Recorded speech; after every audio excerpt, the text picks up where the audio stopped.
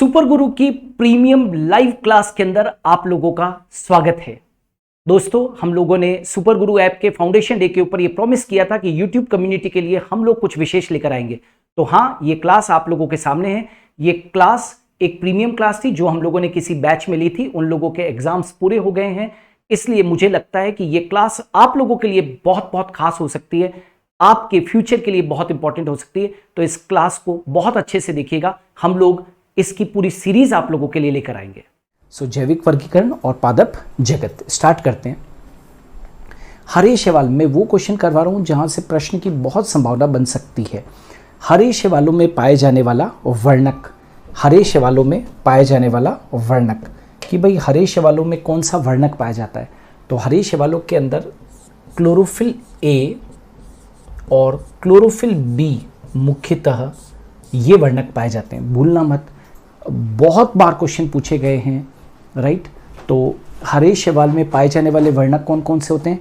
Chlorophyll a and chlorophyll b. भूरे शैवालों में पाए जाने वाले वर्णक, तो एक तो होता है क्लोरोफिल ए, एक होता है क्लोरोफिल सी और एक होता है फ्यूकोजेंथिन। फ्यूकोजेंथिन क्लियर है? क्या कहा मैंने? That is chlorophyll a, chlorophyll c और फ्यूकोजेंथिन। ये भूरे शैवालों में पाए जाने वाला वर्णक है।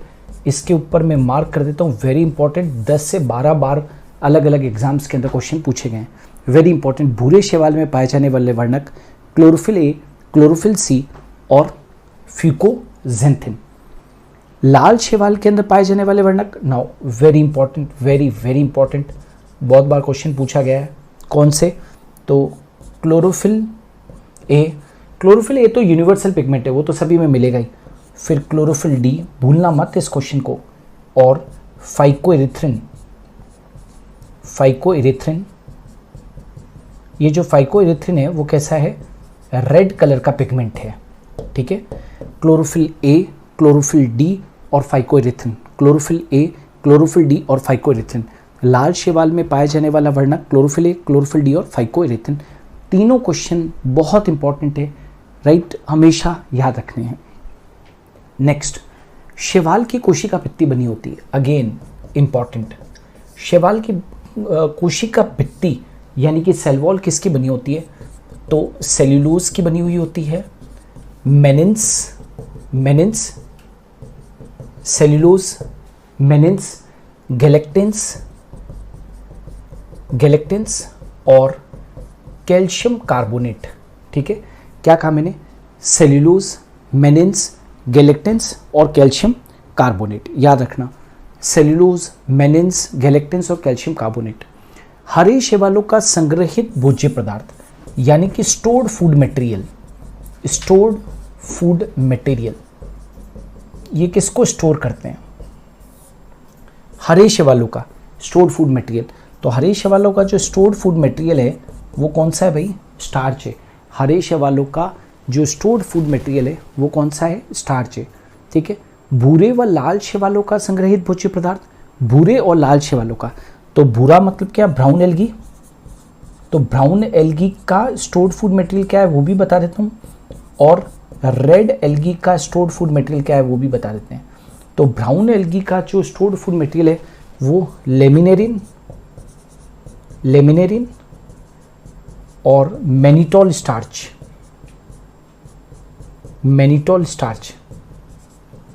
लेमिनेरिन और मैनिटोल स्टार्च। और रेड एल्गी का जो है वो दोस्तों कौन सा है? फ्लोरिडियन स्टार्च,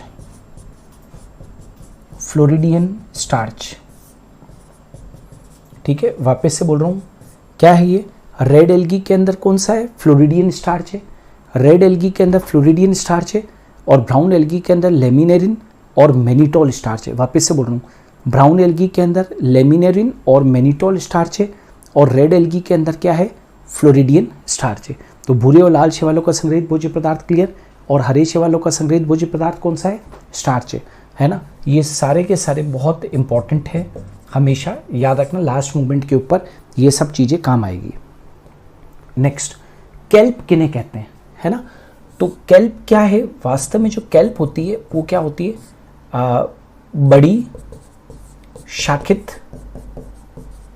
बुरी शैवालों को कैल्प कहते हैं। क्लियर है? याद रखोगे क्या कहा है, व्हाट इज कैल्प? याद रखना कैल्प क्या है, बड़ी शाखित बुरी शैवालों को हम क्या कहते हैं, कैल्प कहते हैं। बड़ी और शाखित मतलब large branched brown algae, large branched brown algae, large branched brown algae को हम क्या कहते हैं, कैल्प कहते हैं। एल्जिन को कौन स्थापित करता है, एल्जिन को कौन स्थापित करता है? तो पहले तो ये जान लो कि एल्किन क्या है, एल्जिन क्या है ये तो मालूम हो। तो ये हाइड्रोकोलाइड सब्सटेंस है ना, हाइड्रोकोलाइड सब्सटेंस, या आप ये कह सकते हो वाटर होल्डिंग सब्सटेंस है ना, वाटर होल्डिंग सब्सटेंस है ये, वाटर को होल्ड करने वाला, वाटर होल्डिंग सब्सटेंस है।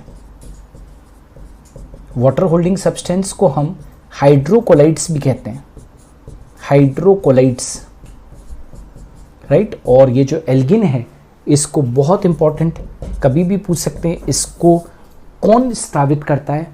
तो इसको स्रावित करता है, आंसर क्या होगा, ब्राउन एल्गी। ठीक है, ब्राउन एल्गी यानी कि भूरी शैवाल। ठीक है, याद रखोगे, भूरी शैवाल। तो एल्जिन को कौन स्रावित करता है, ब्राउन एल्गी। क्या है ये, वाटर होल्डिंग सब्सटेंस है। वाटर होल्डिंग सब्सटेंस को हम क्या कह देते हैं, हाइड्रोकोलाइड भी कह देते हैं। हाँ, उत्तम सही है, कीर्ति आपका भी सही है, और रुखसार एंड हाँ आप लोगों का सही आंसर। नेक्स्ट, कैरेजिनिन, वापस से कैरेजिनिन क्या है, हाइड्रोकोलाइड है। वापस से ये भी क्या है, हाइड्रोकोलाइड है। हाइड्रोकोलाइड मतलब वाटर होल्डिंग सब्सटेंस है, ये वाटर होल्डिंग सब्सटेंस है, वाटर होल्डिंग सब्सटेंस है कैरेजिन। और कैरेजिन को कौन स्रावित करता है? तो आंसर क्या होगा, रेड एल्गी। रेड एल्गी, आप रेड एल्गी की क्लास तो जानते हो ना, रोडोफाइसी। रोडोफाइसी यानी कि लाल शैवाल। लाल शैवाल जो है वो एक वाटर होल्डिंग सब्सटेंस को रिलीज करती है, हाइड्रोकोलाइड को रिलीज करती है, जिसको कैरेजीन बोलते हैं। क्लियर? नेक्स्ट, अगार अगार किससे प्राप्त होता है? अगार अगार के अंदर क्या होता है, अंतःचूषण की अपार क्षमता होती है। अंतःचूषण की अपार क्षमता है ना। अंतःचूषण क्या होता है, great power of imbibition, great power of imbibition, great power of imbibition. इनके अंदर इम्बाइबिशन की बहुत ज़्यादा क्या होती है, अपार क्षमता होती है। तो अगार अगार किससे प्राप्त होता है? तो अगार अगार जिससे प्राप्त होता है वो क्या है? तो इसका आंसर क्या लिखेंगे हम, अगार अगार। अगार अगार जिससे प्राप्त होता है वो गैलीडियम है, गैलीडियम और ग्रेसिलेरिया से, गैलीडियम और ग्रेसिलेरिया से। वेरी इंपॉर्टेंट, बहुत बार प्रश्न पूछ लेते हैं गैलीडियम और ग्रेसिलेरिया से। ये गैलीडियम और ग्रेसिलेरिया क्या है, रेड एल्गी है, यानी कि रोडोफाइसी, रोडोफाइसी क्लास से बिलोंग करती है, रोडोफाइसी।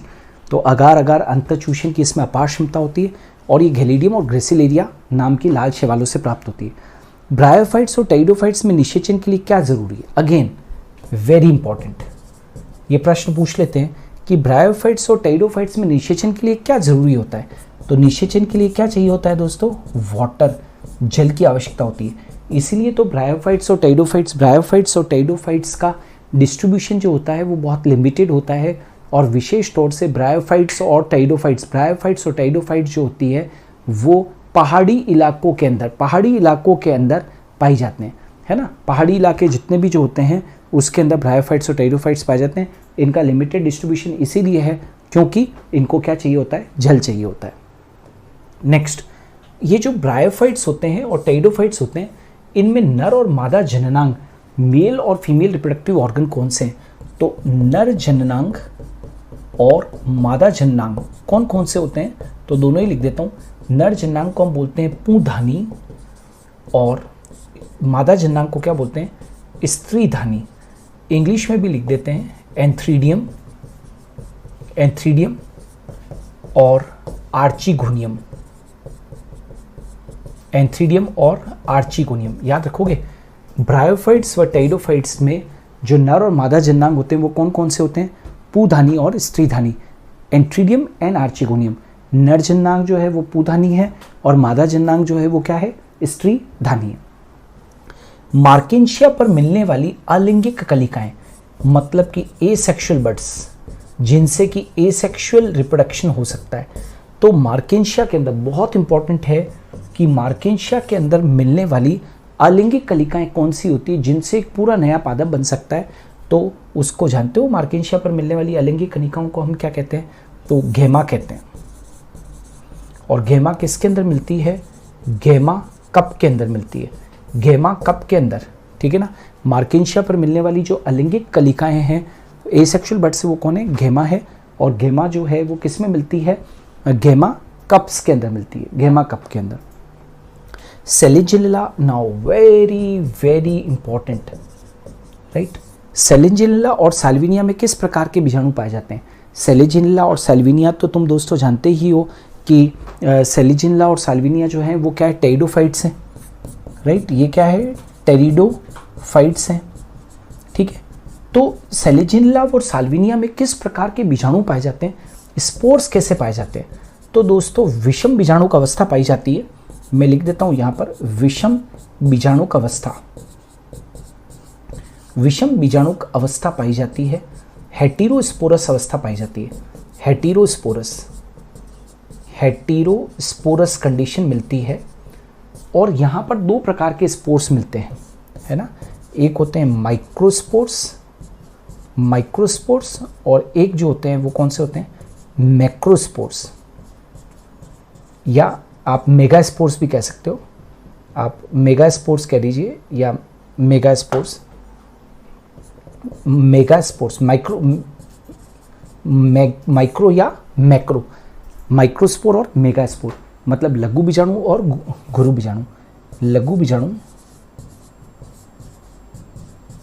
और वृहद बीजाणु, ठीक है। तो दो तरीके के स्पोर्स होते हैं। तो सेलिजिनिला और साल्विनिया में हेटेरोस्पोरस कंडीशन पाई जाती है। अब यहां पर देखो, अधिकांश टेरिडोफाइट्स में, मोस्ट टेरिडोफाइट्स में सवाल केवल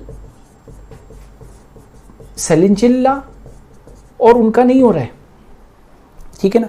अभी तो हमने कहा था ये बात हो रही है सेलिजिनिला और साल्विनिया की, हम बात सेलिजिनिला और साल्विनिया की नहीं कर रहे हैं, हम जनरल बात कर रहे हैं कि मोस्ट ऑफ द टेरिडोफाइट्स में बीजाणु कैसे पाए जाते हैं? तो होमोस्पोरस कंडीशन पाई जाती है, होमोस्पोरस कंडीशन मिलती है, मतलब समबीजाणुक, समबीजाणुक अवस्था। वहां कैसी थी? वहां कैसी थी? दैट इज विषम बीजाणुक अवस्था। दो प्रकार के स्पोर्स यहां पर क्या होते हैं? होमोस्पोरस, समबीजाणुक प्रकार, मतलब एक ही प्रकार के क्या बनते हैं? बीजाणु बनते हैं, बड़े छोटे नहीं, एक ही प्रकार के, एक ही प्रकार के बीजाणु बनते हैं, एक ही प्रकार के बीजाणु बनते हैं, राइट। एक ही प्रकार के, यस करेक्ट है, एक ही प्रकार के समबीजाणु, शीतल, निधि, सुधा, घनश्याम, बिल्कुल सही है, राइट। माइकोराइजा, नाउ मैं इंपॉर्टेंट मार्क कर देता हूं, है ना, कभी भी आपसे प्रश्न पूछ लेंगे, वेरी इंपॉर्टेंट। क्या है माइकोराइजा? क्या है? ये उच्च पादपों की जड़ों, उच्च पादपों की जड़ों, उच्च पादपों की जड़ों प्लस कवक के बीच सिम्बायोटिक एसोसिएशन है, सिम्बायोटिक एसोसिएशन है, जिसमें दोनों मेंबर्स को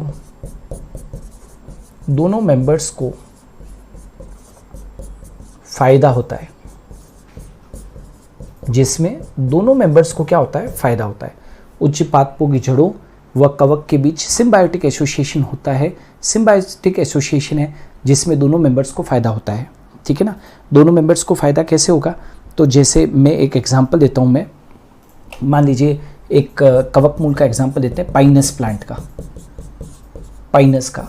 अब ये जो पाइनस है, पाइनस का इतना विशाल का पेड़ होता है, 150 फीट 200 फीट तक चले जाते हैं ये पादप, लेकिन पाइनस को नेचर ने रूट हेड्स ही नहीं दिए, मतलब मूल रोम एब्सेंट होते हैं इसमें, पाइनस में रूट हेड्स एब्सेंट।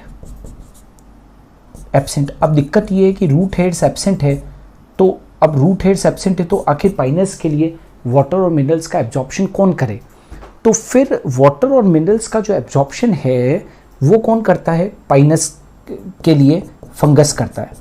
तो फंगस जो है वो वाटर और मिनरल्स को क्या करेगा? वाटर प्लस मिनरल्स को ये क्या करेगा? एब्जॉर्ब करेगा, और एब्जॉर्ब करके किसको दे देगा? पाइनस को, और पाइनस इसको रहने की जगह दे देगा और भोजन भी दे देगा। तो इस प्रकार से ये कवक मूल के अंदर दोनों को क्या हो गया है? बेनिफिट हो गया है ना? दोनों को क्या हो गया है? बेनिफिट हो गया है। क्लियर है? चलिए नेक्स्ट आ जाते हैं। लाइकेन। लाइकेन जो है वो किसके बीच में कॉम्बिनेशन है? तो लाइकेन जो है वो शैवाल व कवक के बीच एसोसिएशन है, ठीक है ना? एसोसिएशन है। इसमें जो शैवाल होती है उसको तो हम क्या बोलते हैं? फाइकोबायोंट। शैवाल जो मेंबर होता है वो तो क्या है? फाइकोबायोंट है, और ये जो होता है वो कौन होता है? माइकोबायोंट। ठीक है, शैवाल क्या होता है? फाइकोबायोंट, और कवक जो होता है वो क्या होता है? माइकोबायोंट होता है। क्लियर? तो शैवाल तो इसको, कवक को क्या प्रोवाइड करता है? फूड। इसको तो क्या प्रोवाइड करेगा? फूड। जबकि जो कवक होता है वो शैवाल को क्या प्रोवाइड करेगा? शेल्टर, है ना, एंड एब्जॉर्प्शन। कवक जो है वो क्या करेगा? एक तो शैवाल को शेल्टर देगा, शेल्टर देगा और एब्जॉर्प्शन का काम करेगा, और शैवाल कवक को क्या देगा? फूड देगा। क्यों? क्योंकि कवक फूड निर्मित नहीं कर सकता है, ठीक है। ये क्या लिख रहे हैं? ये एंजियोस्पर्म्स क्या लिख रहे हैं? ये एंजियोस्पर्म किसका आंसर लिख रहे हैं? अच्छा, दोहरा निषेचन के लिए लिख रहे हैं। ओके, अगला क्वेश्चन के लिए। और ये वाला जो है वो क्या चीज़ है? यस, तो लाइकेन क्या होते हैं? शैवाल और कवक के बीच में एसोसिएशन है। जो शैवाल घटक है उसको क्या कहते हैं? फाइकोबायोंट, और कवक घटक को क्या बोलते हैं? माइकोबायोंट। अच्छा, याद रखना हमेशा जो कवक घटक होता है वो यहाँ पर डोमिनेंट होता है ना? डोमिनेंट होता है, ठीक है, ये याद रखना। और कवक जो है वो शैवाल को शेल्टर देता है और उसके लिए एब्जॉर्प्शन भी करता है, और शैवाल केवल कवक को क्या प्रोवाइड करता है? दैट इज फूड प्रोवाइड करता है। अच्छा, दोहरा निषेचन किन पादपों की विशेषता है? आप सभी जानते हैं, double fertilization and triple fusion किन पादपों की विशेषता है? एंजियोस्पर्म्स की। ये किसकी विशेषता है? एंजियोस्पर्म्स की। आवृत बीजी पादपों की विशेषता है, आवृत बीजी पादपों की विशेषता किसने बताया था? नवाश्चिन ने। मैंने शायद एक पहले प्रश्न करवाया भी था, नवाश्चिन ने दोहरे निषेचन के बारे में बताया था, है ना? किन पादपों में बताया था? किन एंजियोस्पर्म? फ्रिटिलेरिया और प्लस लीलियम। फ्रिटिलेरिया और लीलियम के अंदर दोहरे निषेचन को सबसे पहले किसने बताया था? नवाश्चिन ने बताया था। क्लियर है? चलो अब आ जाते हैं सबसे छोटा आवृत बीजी पादप। पहला जवाब किसका आ रहा है? कौन देना चाहता है? Yes anybody? सबसे छोटा आवृत बीजी पादप? नहीं, कैप्सुला गलत है। नो, लीलियम और फ्रिटिलेरिया भी गलत है। यस, हुमा का आंसर बिल्कुल सही है, वॉल्फिया। सबसे छोटा जो आवृत बीजी पादप है, सबसे छोटा जो आवृत बीजी पादप है वो कौन सा है? वॉल्फिया है। सबसे छोटा आवृत बीजी कौन सा है भाई? वॉल्फिया। नेक्स्ट, समयुग्मकी अवस्था। समयुग्मकी अवस्था को अपने क्या बोलते हैं? आइसोगेमस कंडीशन कहते हैं। आइसोगेमस कंडीशन में क्या होता है कि फ्यूज करने वाले दोनों युग्मक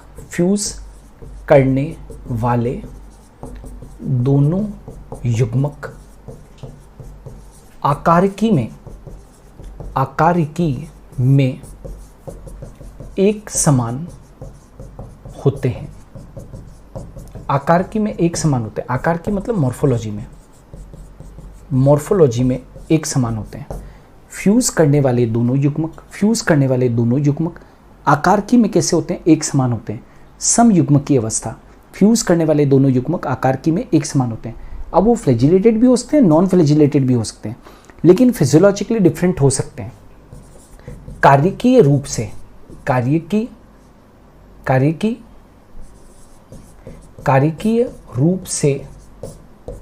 यानी कि फिजियोलॉजिकली से ये अलग हो सकते हैं। कार्यकीय रूप से ये अलग हो सकते हैं, लेकिन मॉर्फोलॉजिकली बिल्कुल कैसे होते हैं दोस्तों? 100% समान होते हैं। मोसेस और लिवरवर्ट्स किस वर्ग से संबंधित है? वर्ग पूछा है बेटा, वर्ग गलत बता रहे हो। वर्ग पूछा है।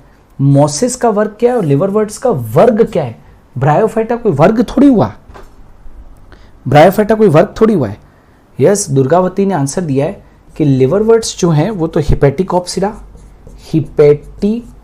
से बिलोंग कर रहा है, हिपेटिकॉप्सिडा। और मोसेस जो है वो किससे बिलोंग करते हैं? ब्रायोप्सिडा। मोसेस किससे बिलोंग करते हैं? ब्रायोप्सिडा से।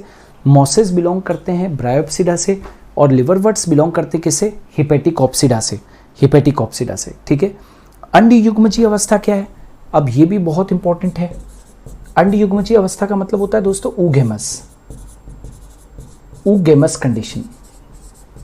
ऊगेमस कंडीशन में हमेशा याद रखो, अंडयुग्मजीय नर युग्मक जो होता है वो कैसा होता है? छोटा होता है और कैसा होता है? गतिशील होता है। छोटा होता है और गतिशील होता है। और जो मादा युग्मक होता है, हमेशा वो कैसा होता है? बड़ा होता है। और अगतिशील। और कैसा होता है? अगतिशील। ठीक है। तो अंडयुग्मजीय अवस्था भी याद रखना। ऊगेमस कंडीशन, नर युग्मक जो होता है वो कैसा होता है? छोटा होता है और गतिशील होता है, मतलब कि मोटाइल होता है। और जो मादा युग्मक होता है, वो बड़ा होता है और कैसा होता है? अगतिशील का मतलब कैसा होता है? Non motile. अगतिशील का मतलब कैसा है? नॉन मोटाइल है। क्लियर है? नाउ अभी क्लियर है क्या? वॉइस एक बार जल्दी से बता दीजिए। Is the voice clear now? Voice clear है? किसी को कोई दिक्कत तो नहीं आ रही है? Okay, yes, okay, fine. चलिए अब आगे बढ़ते हैं। पायरिनोइड क्या है? तो पायरिनोइड्स जो होते हैं वो किसके अंदर पाए जाते हैं? पायरिनोइड्स एल्गी के अंदर पाए जाते हैं, शैवालों के अंदर पाए जाते हैं। और जानते हो कहाँ होते हैं? क्लोरोप्लास्ट में होते हैं, हरितलवक में होते हैं, राइट, हरितलवक में होते हैं। पायरिनोइड्स जो होते हैं वो कहाँ पर होते हैं? पर हरितलवक में होते हैं। और स्टार्च के साथ क्या होता है? बिसाइड्स स्टार्च के अलावा क्या होते हैं? प्रोटीन भी होते हैं, है ना। प्रोटीन और स्टार्च, प्रोटीन प्लस स्टार्च के बने होते हैं। इंपॉर्टेंट है, आपसे पूछ सकते हैं कि पायरिनोइड्स कहाँ पर पाए जाते हैं? तो ये एल्गी जो होती है विशेष तौर से उनकी क्लोरोप्लास्ट में पाए जाते हैं। और ये प्रोटीन और किसके बने होते हैं दोस्तों? प्रोटीन और स्टार्च के क्या होते हैं? ये बने होते हैं। ठीक है। नेक्स्ट आ जाते हैं गतिशील बीजाणु। गतिशील बीजाणु कौन होता है? तो एक ही आप सभी जानते हैं, मोटाइल स्पोर होता है, जू स्पोर, है ना, चल बीजाणु। इसका नाम ही क्या है? चल बीजाणु, जू स्पोर। इसके लिए 2-3 कंडीशन लिख रहा हूं मैं। एक तो ये अनुकूल परिस्थिति में बनता है, अनुकूल परिस्थिति में बनता है, अनुकूल परिस्थिति में बनता है। दूसरा, ये कैसा होता है? कशाभ युक्त होता है, मतलब फ्लैजिलेटेड होता है, इसीलिए तो मूव कर सकता है, फ्लैजिलेटेड होता है, राइट। अनुकूल परिस्थितियों में बनता है, कशाभ युक्त होता है, फ्लैजिलेटेड होता है और कैसा होता है? वॉल लेस, भित्ति रहित होता है, यानी कि वॉल लेस होता है। ठीक है, ये भी ध्यान रखना। ये किसने बताया कि विषाणु को क्रिस्टलीकृत किया जा सकता है? कोई भी आप में से बताएं, ये कौन बता सकता है ये कि वायरसेस के क्रिस्टल्स बनाए जा सकते हैं? ये किसने बताया कि विषाणु यानी कि वायरस के क्रिस्टलीकृत का मतलब होता है क्रिस्टल्स बनाए जा सकते हैं? स्टेनले, करेक्ट, बिल्कुल सही है, स्टेनले। ये किसने बताया था भैया? स्टेनले ने। स्टेनले ने ये बताया था कि वायरसेस को क्रिस्टलीकृत किया जा सकता है, उनके रवे बनाए जा सकते हैं, करेक्ट है बिल्कुल। विषाणु नाम किसने दिया? वायरस, वायरस नाम किसने दिया? तो बाई जेरनिक, बाईजेरनिक है ना, बाईजेरनिक ने, नहीं इवानोविस्की नहीं है, गलत। ये जो बहुत सारे जो लोग लिख रहे हैं इवानोविस्की, और एक्चुअल में जो नाम दिया था वो किसने दिया था? बाईजेरनिक ने। किन किन के जवाब है? नीलोफर का सही आंसर आया मेरे पास में, और अलका राठौड़ का आंसर सही आया है, राइट, सही है, बाईजेरनिक, बाईजेरनिक ने दिया था। यस, उत्तम का भी सही है, निधि का भी सही है, बाईजेरनिक। देखो कंफ्यूजन मत रखो, जो उसमें बहुत सारे कंफ्यूजन से लोगों को, एक पर्टिकुलरली जो नाम है, वायरस नाम है, वो किसने दिया था? बाईजेरनिक ने दिया था। अच्छा, वायरोइड्स क्या होते हैं? इनके अंदर केवल क्या प्रेजेंट होता है? फ्री आरएनए उपस्थित, फ्री आरएनए उपस्थित, लेकिन प्रोटीन अनुपस्थित, प्रोटीन अनुपस्थित है ना। डीनर नामक, टीओ डीनर करके वैज्ञानिक था, जिसने किसके बारे में बताया? वायरोइड्स के बारे में बताया। वायरोइड्स के अंदर केवल और केवल क्या है? मुक्त आरएनए उपस्थित है, प्रोटीन नहीं है। नॉर्मली जो वायरसेस के अंदर होता है, वायरसेस के अंदर वो क्या होता है कि प्रोटीन कोट होता है और अंदर की तरफ आनुवंशिक पदार्थ होता है। इनके अंदर आरएनए तो है लेकिन प्रोटीन नहीं है। और प्रियॉन्स जो होते हैं वो और उल्टे हो गए, इनके अंदर क्या है? केवल प्रोटीन उपस्थित, केवल प्रोटीन उपस्थित, केवल प्रोटीन उपस्थित, राइट, केवल प्रोटीन उपस्थित, आनुवंशिक पदार्थ अनुपस्थित, मतलब इनके अंदर आनुवंशिक पदार्थ नहीं होता है, ठीक है ना। आनुवंशिक केवल प्रोटीन ही होता है, आनुवंशिक पदार्थ अनुपस्थित, आनुवंशिक पदार्थ अनुपस्थित, उल्टा है। बस याद करने का तरीका है, वायरोइड्स के अंदर आरएनए होता है, प्रोटीन नहीं होता। यहां प्रोटीन होता है और आरएनए या वो जो आनुवंशिक पदार्थ है वो नहीं होता है, ओनली प्रोटीन, केवल प्रोटीन उपस्थित। प्रियॉन्स क्लियर है? बहुत इंपॉर्टेंट क्वेश्चन हो सकते हैं ये दोनों, ठीक है, क्लियर है। नेक्स्ट आगे बढ़ते हैं। ड्यूटेरोमाइसीटीज का सामान्य नाम, ड्यूटेरोमाइसीटीज का सामान्य नाम कोई बताना चाहता है क्या? ड्यूटेरोमाइसीटीज का सामान्य नाम कोई भी आप में से? ड्यूटेरोमाइसीटीज का सामान्य नाम, Deuteromycetes, no, fungi imperfecti, fungi imperfecti. क्यों? क्योंकि इनके अंदर सेक्सुअल रिप्रोडक्शन क्या है? एब्सेंट है, sexual reproduction absent, sexual stages absent, sexual stages नहीं है इनकी, सेक्सुअल स्टेज एब्सेंट होती है, इसको फंजाई इम्परफेक्टाई कहते हैं। मशरूम किस वर्ग से संबंधित है? मशरूम तो सभी जानते हैं, मशरूम, तो मशरूम किस वर्ग से संबंधित है? कोई बता सकता है क्या? नो सेक्सुअल, हाँ, सेक्सुअल स्टेज एब्सेंट मतलब no sexual reproduction, no sexual reproduction. हाँ, अब बताओगे क्या? मशरूम किस वर्ग से संबंधित है? करेक्ट, बेसिडियोमाइसीटीज, बेसिडियोमाइसीटीज से, बेसिडियोमाइसीटीज है। अल्टरनेरिया कवक किस से संबंधित है? आपने अल्टरनेरिया सोलिनाई के बारे में सुना होगा, बहुत इंपॉर्टेंट कवक है। अल्टरनेरिया सोलिनाई किससे संबंधित है? तो अल्टरनेरिया सोलिनाई जो है वो उसको कहाँ रखा गया? ड्यूटेरोमाइसीटीज में, ड्यूटेरोमाइसीटीज में, ठीक है। अल्टरनेरिया कवक को किस, अल्टरनेरिया जो कवक है वो किस वर्ग से संबंधित है? तो अल्टरनेरिया कवक जो है वो ड्यूटेरोमाइसीटीज से संबंधित है। नेक्स्ट, रस्ट फंजाई है ना, ये रस्ट फंजाई, किट, किट कवक समझते हो? किट ऐसे जंग के निशान जैसे निशान पड़ जाते हैं, ऐसे जंग के निशान जैसे निशान पड़ जाते हैं, तो रस्ट फंजाई किसको कहते हैं? पक्सीनिया को। सुना होगा, बहुत इंपॉर्टेंट है, वेरी इंपॉर्टेंट है ना। तो आपसे पूछेंगे निम्न में से रस्ट फंजाई कौन है जो कि वीट लीफ के ऊपर इन्फेक्शन करता है और पूरा के पूरा उसको रस्टेड बना देता है? पक्सीनिया, ठीक है। और स्मट फंजाई कौन है? स्मट फंजाई कौन है, कोई बताना चाहता है? Anybody of you? Smut fungi जो है वो कौन है? अस्टिलेगो जो है वो क्या है? That is smut fungi. Ascomycetes का सामान्य नाम? एस्कोमाइसिटीज कवक का एक वर्ग है,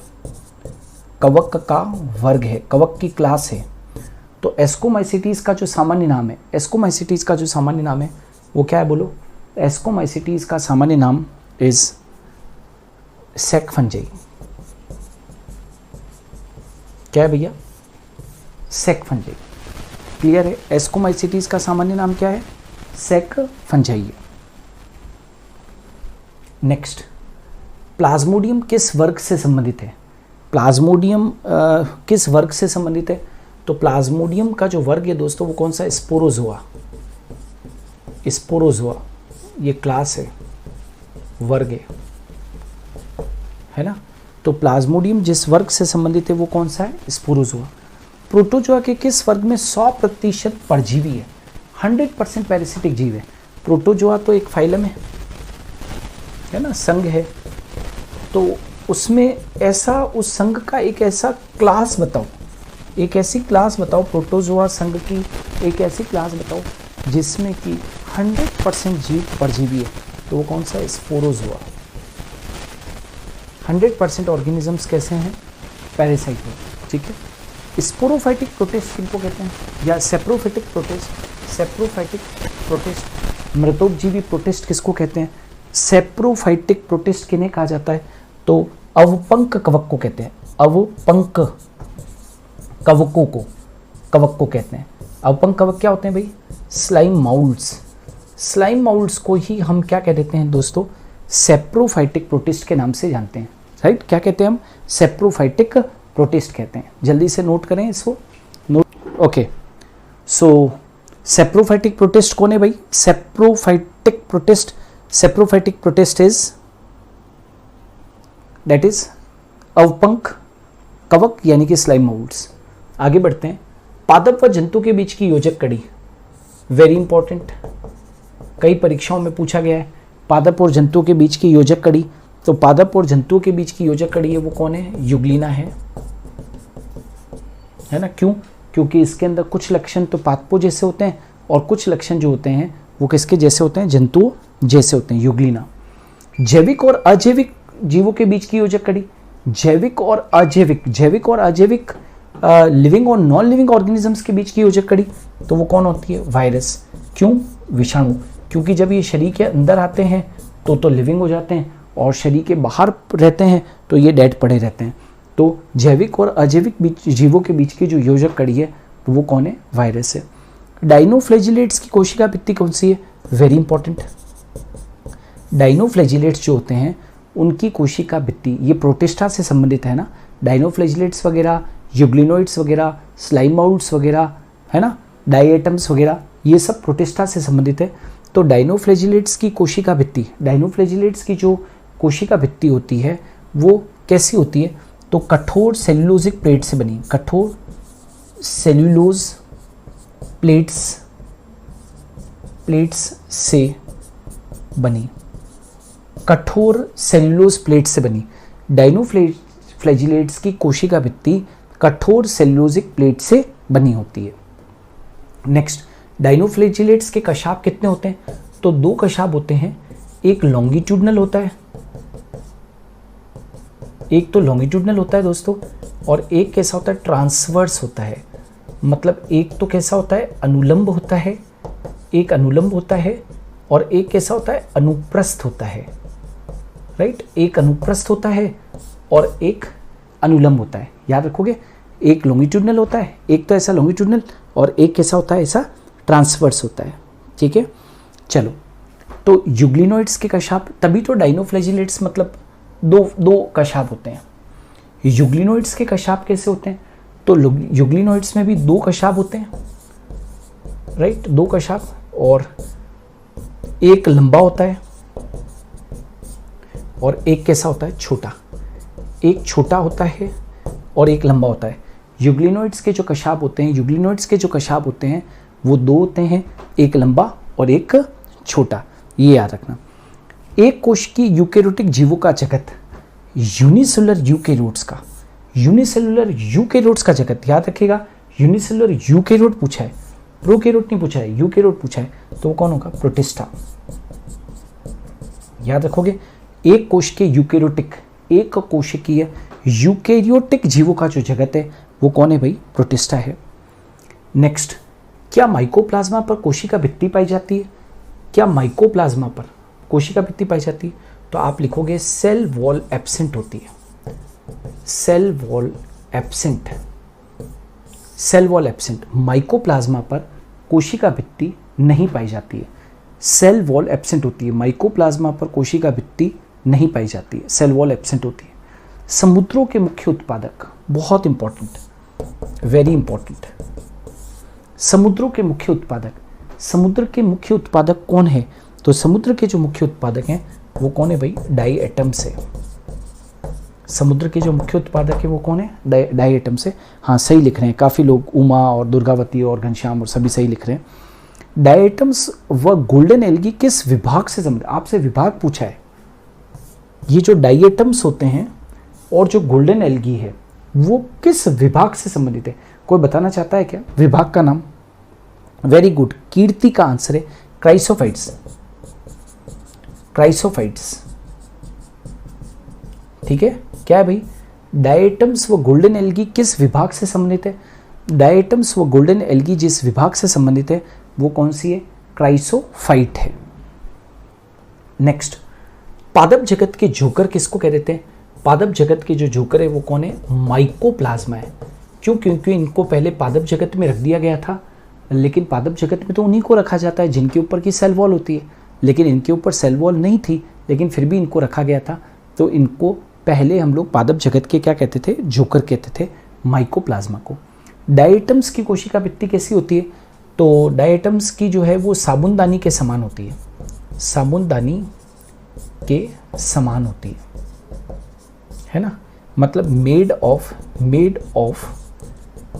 2 overlapping shells, made of 2 overlapping shells. जैसे साबुनदानी होती है ना, तो उसका एक नीचे का हिस्सा होता है ऐसा, फिर एक ऊपर का ढकने का हिस्सा होता है। तो इस तरीके से डायटम्स की कोशिका भित्ति होती है ना। और डायटम्स की कोशिका भित्ति जो है वो किसकी बनी होती है, सिलिका की, है ना। तो ये डायटोमीशियस अर्थ क्या है, डायटोमीशियस अर्थ क्या है, राइट। तो जब डायटम्स मर जाते हैं तो उन पर स्थित क्योंकि सिलिका की सेल वॉल तो नष्ट होगी नहीं, सिलिका की सेल वॉल समुद्र के तल में एकत्रित होती जाती है, इसे ही डायटोमीशियस अर्थ कहते हैं।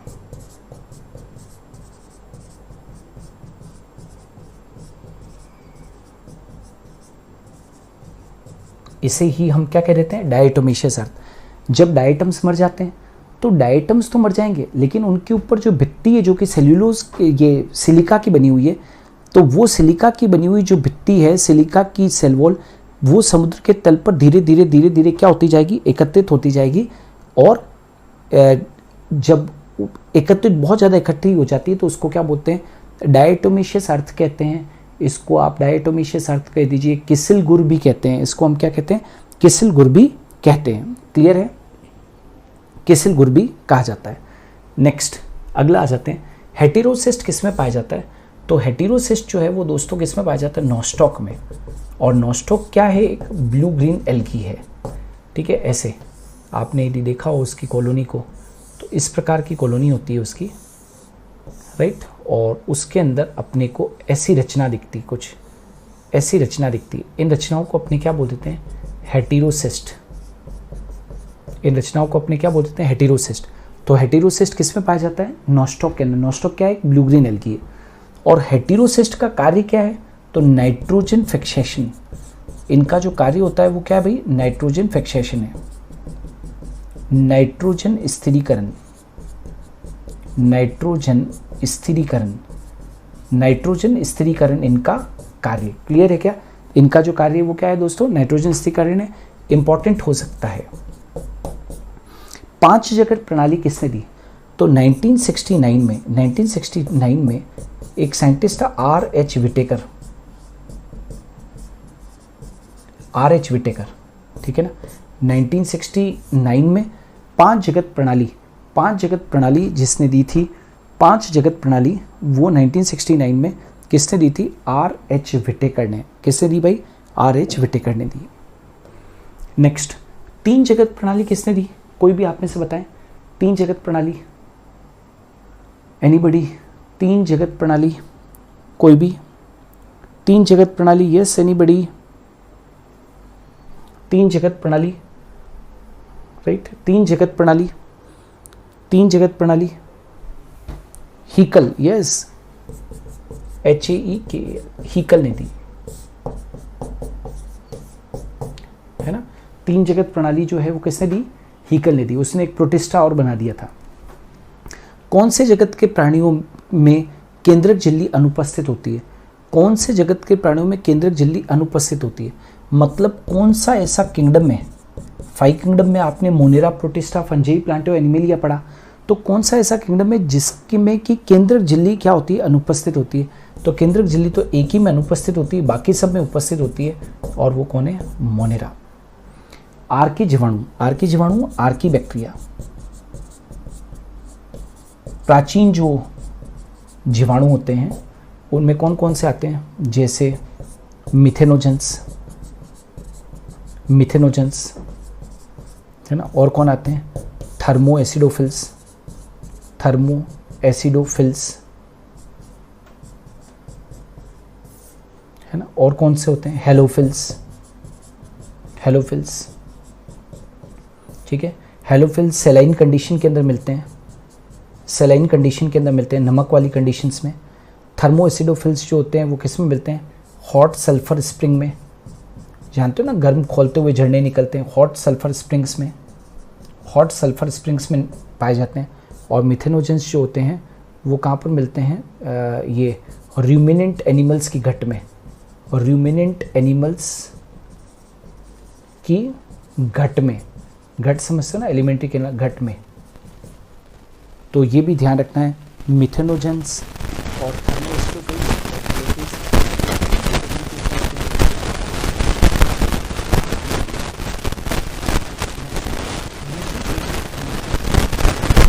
ये जो नील हरित शैवाल है ना, नील हरित शैवाल, BGA का जो अन्य नाम है वो कौन सा है? BGA का अन्य नाम, तो BGA का अन्य नाम है साइनोबैक्टीरिया, साइनोबैक्टीरिया।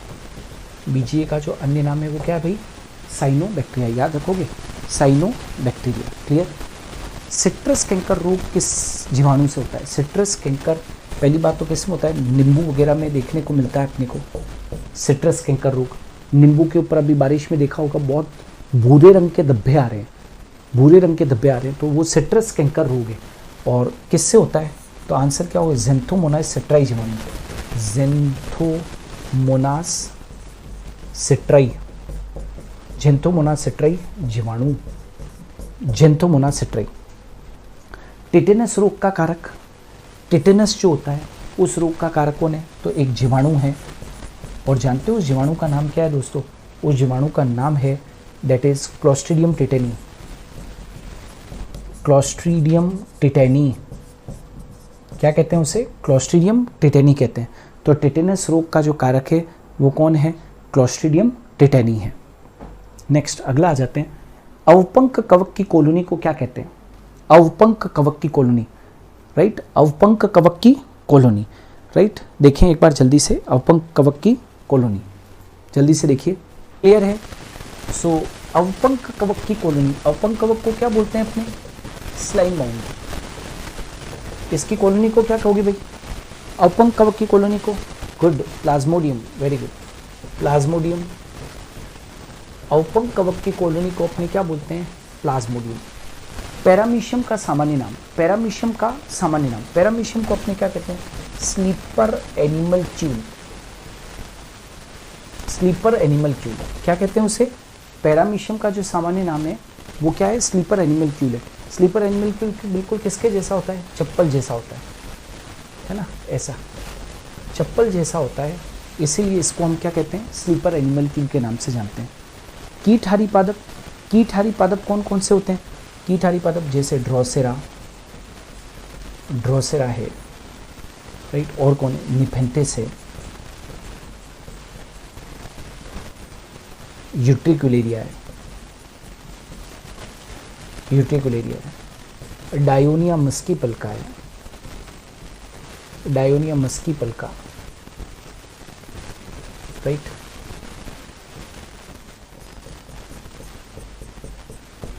ड्रोसेरा कौन कौन से हैं दोस्तों? ड्रोसेरा है जैसे, यस, ड्रोसेरा, निफेंथिस, घटपादप कहते हैं ना निफेंथिस को, निफेंथिस, यूट्रिकुलेरिया, डायोनिया मस्कीपल का, एक्सेट्रा। पीडियकांतरन क्या है? पीडियकांतरन का मतलब क्या होता है? Alternation of generation, alternation of generation, उसको बोलते हैं अपने पीडियकांतरन। कई सारे ब्रायोफाइट्स में, टाइडोफाइट्स में, एल्गीज वगैरह के अंदर सब में क्या होते हैं? ऑल्टरनेशन ऑफ जनरेशन होता है। ऑल्टरनेशन ऑफ जनरेशन का मतलब क्या होता है? जैसे एक पीडी गैमेटोफाइट है तो उसके बाद में क्या आ गई? जैसे स्पोरोफाइट, और फिर वापस से क्या आ गई? गैमेटोफाइट, ठीक है। इसको अपने क्या बोलते हैं? दैट इज पीडियकांतरन बोलते हैं। जैसे युग्मकोद्भिद अवस्था। अब कुछ लोग जो है वो यहाँ पर एग्जाम्पल दे रहे हैं ओबिलिया वगैरह को, और बेटा मैं कोई सिलेंट्रेटा संघ थोड़ी पढ़ा रहा हूँ। आज का टॉपिक क्या है अपना? प्लांट किंगडम है, बायोलॉजिकल क्लासिफिकेशन है, तो वो पढ़ेंगे ना अपने। गैमेटोफाइट अवस्था, और एक कौन सी होती है? बीजाणुद्भिद अवस्था, बीजाणुद्भिद अवस्था। तो हमेशा याद रखो, जो गैमेटोफिटिक स्टेज होती है वो तो होती है एन, वो तो होती है कौन सी? एन, और स्पोरोफिटिक कौन सी होती है? 2n, और फिर वापस से क्या बन जाएगी? एन। तो गैमेटोफाइट से स्पोरोफाइट, स्पोरोफाइट से फिर गैमेटोफाइट, ये चीज़ याद रखनी है, ठीक है। कैप्सिड क्या है?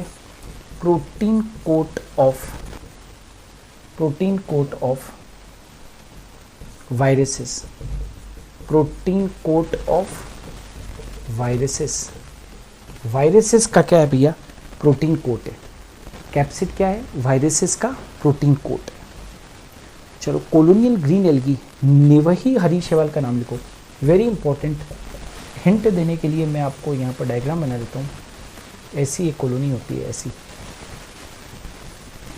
ऐसी ऐसी एक कॉलोनी होती है, लाइक दिस टाइप, ये ऐसी। यस, कौन सी भाई? गुड, अविता एंड सुनील और विक्की, सुलेखा, सभी ने आंसर दिया है। कॉलोनियल ग्रीन एल्गी का सबसे बढ़िया एग्जांपल वॉलवॉक्स है। याद रखोगे कौन सा होता है भाई? वॉलवॉक्स। आखिरी में, कारा कौन से वर्ग से संबंधित है? कारा कौन सा वर्ग? तो क्लोरोफाइसी, वर्ग पूछा है, ध्यान दीजिएगा, वर्ग। तो क्लोरोफाइसी कौन से वर्ग से संबंधित है? क्लोरोफाइसी से संबंधित है, क्लोरोफाइसी, राइट। कारा कौन से वर्ग से संबंधित है? क्लोरोफाइसी। क्लोरोफाइसी तो सब समझते हो, green algae, green algae. Bryophytes के नर युग्मक को क्या कहते हैं? ब्रायोफाइट्स के नर युग्मकों को क्या कहेंगे? ब्रायोफाइट्स के नर युग्मकों को हम क्या कहते हैं? तो ब्रायोफाइट्स के नर युग्मकों को एंथिरोजॉइड कहते हैं, है ना, पुमणु कहते हैं। क्या कहते हैं? ब्रायोफाइट्स के नर युग्मकों को हम क्या कहते हैं? पुमणु कहते हैं। क्लियर है? सो एंथिरोजॉइड। तो ये दोस्तों कुछ इंपॉर्टेंट क्वेश्चंस थे जो मुझे लग रहा था कि आखिरी मोमेंट के ऊपर आप लोगों के कुछ काम आ सकते हैं प्रश्न, प्लांट किंगडम और बायोलॉजिकल क्लासिफिकेशन के ऊपर। ठीक है,